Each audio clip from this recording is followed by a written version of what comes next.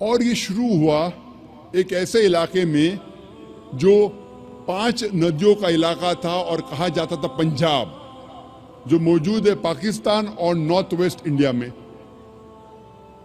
और गुरु नानक साहब जो इसके बानी हैं, वो पैदा हुए थे हिंदू धर्म में और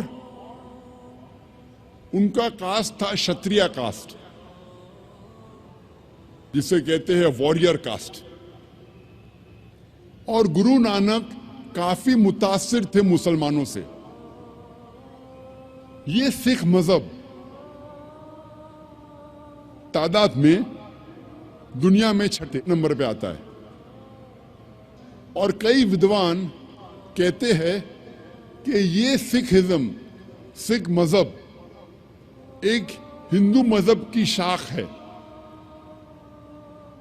और सिखिज्म, सिख मजहब आता है लफ्ज शिष्या से, जिसके मानी है स्टूडेंट, फॉलोअर, डिसाइपल, जिसके मानी है तालिब,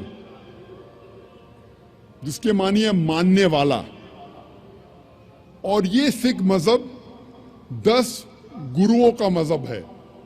सबसे पहले गुरु जो बानी है गुरु नानक साहब, और 10वें गुरु है गुरु गोबिंद साहब। और इस मजहब की किताब को कहते हैं आदि ग्रंथ या गुरु ग्रंथ साहिब। सिख मजहब 5 क की बुनियाद पे है। सबसे पहला क है केश, अनकट हेयर, बाल नहीं काटना चाहिए। दूसरा क है कंगा, यानी कंगी, जिससे बाल साफ किया जा सकता है।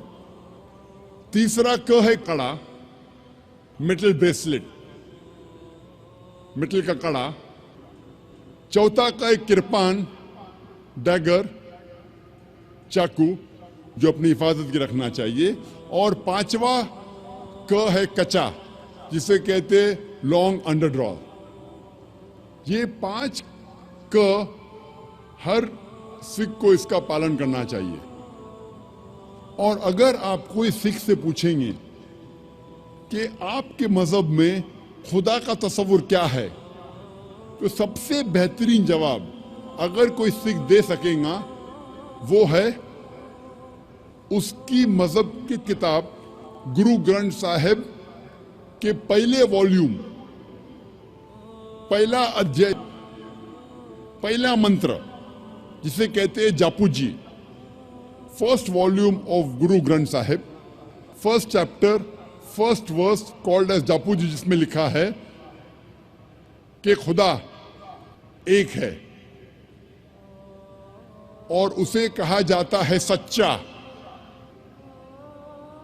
महान, जो कभी भी नहीं घबराता और उसे कोई चाहत नहीं। वो लाफानी है, वो पैदा नहीं हुआ है, ना किसी को जन्म देता है। वो दयालु है।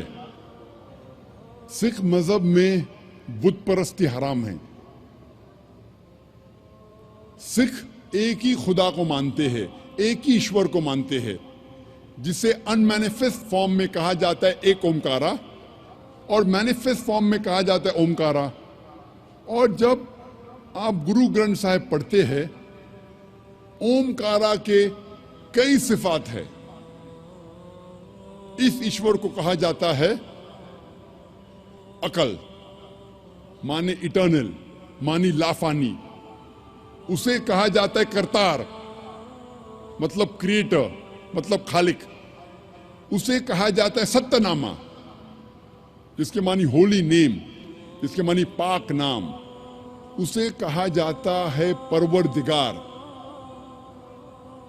मतलब चेरिशर, मतलब पालने वाला। उसे कहा जाता है साहिब, मतलब लॉर्ड, मतलब रब। उसे कहा जाता है रहीम, मतलब मर्सीफुल, मतलब रहमत वाला। उसे कहा जाता है करीम, मतलब बेनिफिशेंट, मतलब करम वाला। उसे कहा जाता है Wahe Guru, one true Lord, एक ईश्वर, एक सच्चा ईश्वर, एक सच्चा खुदा। सिख मजहब में बुत परस्ती हराम है, और सिख मजहब में अवतार वदा का भी फलसफा नहीं है कि खुदा अवतार लेते हैं इंसान बनते, ये फलसफा नहीं है। और गुरु नानक साहब वो काफी मुतासिर थे संत कबीर से, इसीलिए गुरु ग्रंथ साहिब में कई संत कबीर के दोहे हैं। और मुझे याद है जब मैं स्कूल में था तो एक मशहूर दोहा संत कबीर का था, दुख में सुमर न सब करे, सुख में करे न कोय, जो सुख में सुमर न करे तो दुख काय होए। इसके मानी कि दुख में ईश्वर खुदा की इबादत सब लोग करते हैं, लेकिन सुख में ईश्वर और खुदा की इबादत नहीं करते। जो इंसान सुख में ईश्वर और खुदा की इबादत करता है उसको दुख कभी भी नहीं होगा। यही लिखा है कुरान मजीद में, सूरह अज़्ज़ुमर में, सूरा नंबर 39 आयत नंबर 8 में, कि जब इंसान को तकलीफ आती है तो रब से दुआ करता है, अल्लाह सुब्हानहू व तआला से दुआ करता है। लेकिन जब अल्लाह सुब्हानहू व तआला उसकी तकलीफ को दूर करता है तो इंसान रब को भूल जाता है और रब के साथ दूसरे को शरीक करता है। जब हम सिख मजहब की किताबों का मुताला करते हैं तो हमें पता चलता है कि सिख मजहब में भी लिखा है कि खुदा एक है, ईश्वर एक है, और सिर्फ उसकी इबादत करना चाहिए, और उस ईश्वर की, उस खुदा की कोई मूर्ति नहीं, कोई बुत नहीं, और सिर्फ उस ईश्वर की इबादत करना चाहिए। अब हम तस्करा करें